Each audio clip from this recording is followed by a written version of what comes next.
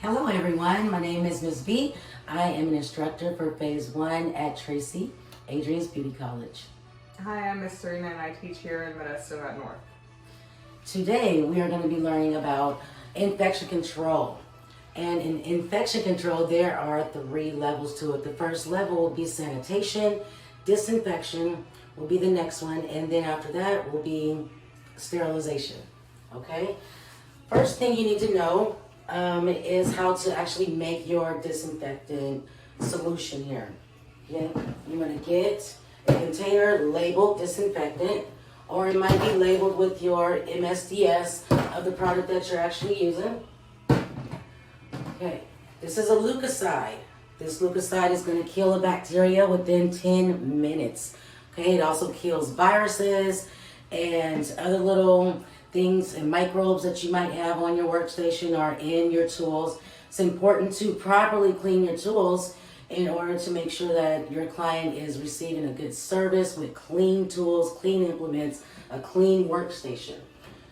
I have this spray bottle as well because you'll be using that for your services. This is also the leukocyde. How to make your water, your solution for your containers. You're going to take 2 ounces of your leukocyde, 2 ounces to 1 gallon of your leukocyde to your container here. Next thing you're going to do, I want to go back a little bit. So you'll have your container with all of your dirty tools that you've used, your brushes, your combs. And it's labeled to be disinfected. You have to make sure that everything is labeled. So you have your to be disinfected. Once you have that and you've collected that at the end of the day or between clients, you're going to make sure that you get your implements and clean them properly first. The first thing that you're going to do is make sure that there's no hair, dirt, debris inside of your tools before putting them in that solution. Proper way of doing that is making sure that you pull all of the hair out of your brush. Okay, you may have things on your comb too, in which you're going to be scrubbing. The next thing, come over to the sink, get some soap and water, maybe a sponge or something like this. If you have built up grime on your tools, scrub them clean with your soap and water. Next, you want to towel blot them. Towel dry them because you don't want to submerge your tools in that water if they're still wet.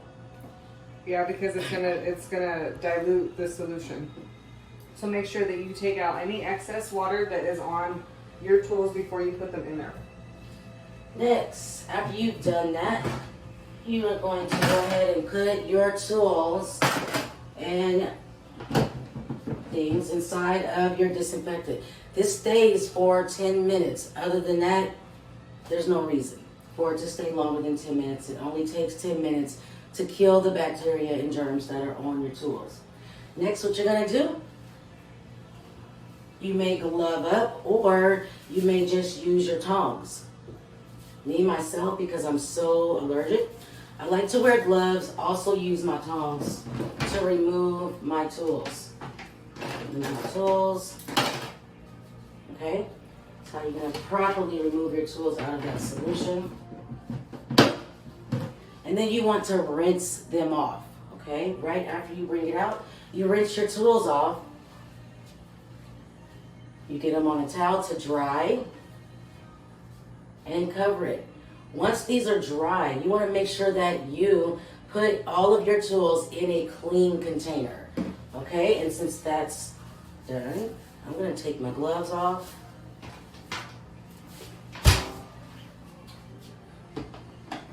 My container, it's labeled clean. Everything is nice and dry. And I could properly store all of my sanitized items. Now it is important for them to be dry. You do not want to put any moisture into a closed container because what's going to happen? What ends up growing with moisture? Bacteria, mold, all. You don't want it to be all funky smelling and gross and pull it out. So let it air dry but with underneath the towel. So that way no particles are flying on them, nothing, and just let it dry for whatever time is allotted that needs to be done.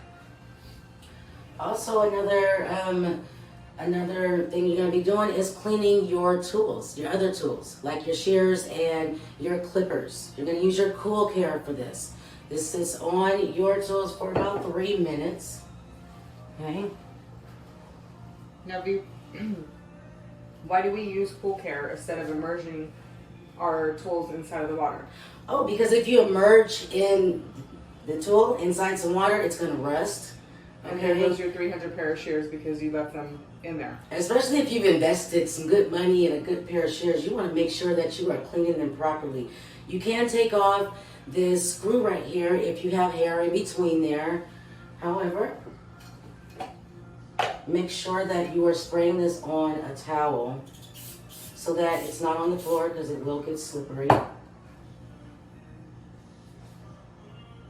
Be very careful to not cut yourself. You might want to close them if you have to clean it a little bit more rougher. And even your shears go back into a clean container, okay, labeled. And so far as where do you find information to find out how effective it is, you're going to look on your MSDS sheet. Okay, that's going to tell you what product you're actually using, what's going to kill the germs that you have on your surface. And most of the time, this is what's going to kill our germs here. Okay, that's why we also have it in the spray bottle. Next, we're going to show you how to set up your SMA, clean your workstation, and make sure that your chairs and everything are set up correctly too. But before we go there, how often are we supposed to change our solution? Oh yeah, that's another thing, guys. You want to change your solution most likely at the end of the day, but if it gets all cloudy or it has some sort of debris in it, you want to make sure that you're changing it throughout the day as well. So to prevent that is cleaning them properly, removing all the debris and putting them back in. You guys got to think about it. It's money. It's money that you're wasting. It's also, there's no purpose of it having to be dirty if you're doing the right procedures and the right steps to do it. So if you guys can stretch out at the length of time, then that's better for you guys. All right, let's get over here and see how we are going to clean up our workstation. Now I'm going to show you how to properly clean your SMA, which will be your station. Okay, here's that good Lucaside spray bottle that you're going to be using. Go ahead and just spray the surface, spray all over your station. You also want to make sure that you spray your chairs down.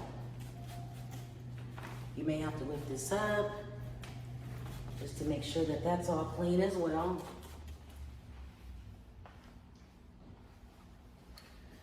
The solution is supposed to stay for 5 minutes. Okay, guys, so assuming that this has been on for 5 minutes, you can go ahead and start wiping down your station.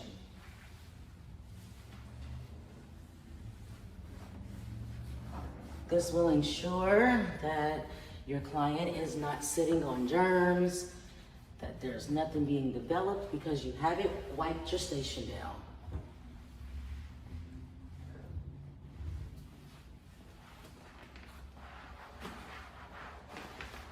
You might want to lift it up because hair gets in there.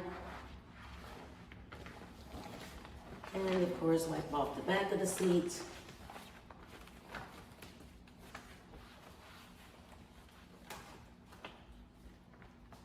And there you have it. That is how you're going to clean up your SMA station. So now that you've learned how to properly sanitize your workstation in preparation for your client, I'm going to show you the proper way of greeting your client and the not so proper way of greeting your client. Okay, here it goes.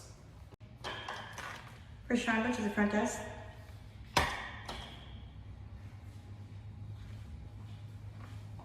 Huh? Huh? Oh, I gotta. Are you my client? Yeah. Oh, okay. You can follow me. Can I get a different student, please? Okay, so that is the improper way of meeting your guests. This is how you really should do it.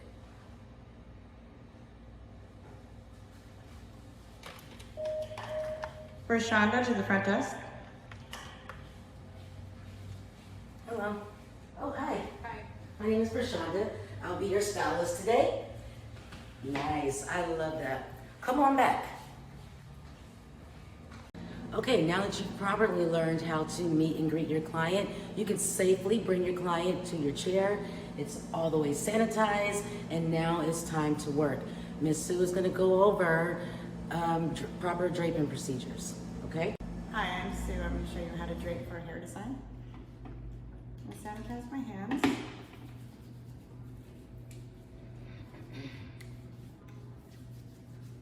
And actually I want to put her hair up so as I can drape her.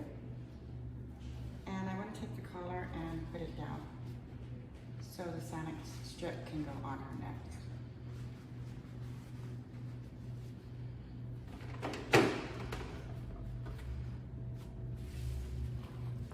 Sonic strip, and I want to just place it over and just flip it over on top so it's just secured on her neck. All I need is a cloth drape to drape her, starting in the middle and just draping it around.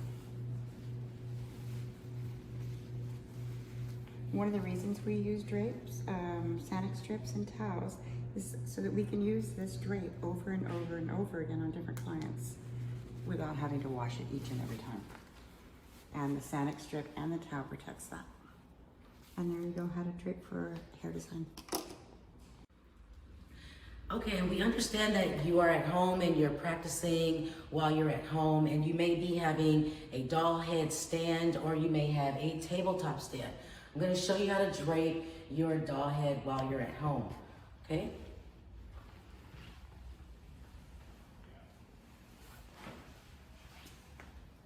Of course, I'm going to sanitize my hands. So you should get in the habit of sanitizing your hands first before even touching your client. Even if it is your doll head, I'm going to create some good habits. Then you're going to take your towel and fold it a few times just to make it thick enough for your drape to stick on it. I'm going to wrap it around my lovely doll head client. Oh, now you got that. And now you have your drape.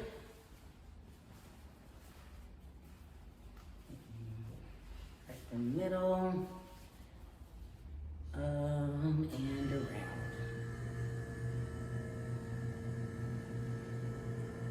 See, very simple. Okay. And there you have your doll head stand draping. And I'm going to walk over here just to show you guys how to properly drape on your tabletop doll head.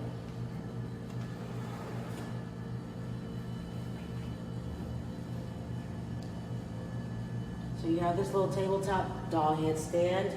This could fit on basically any surface. A table, a desk.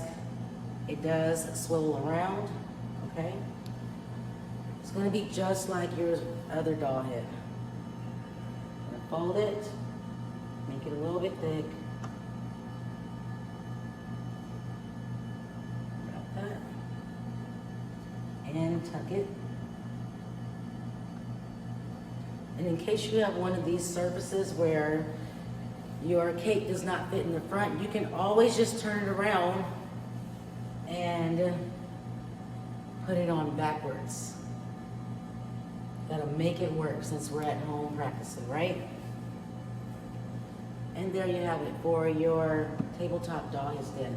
Let me add something in there.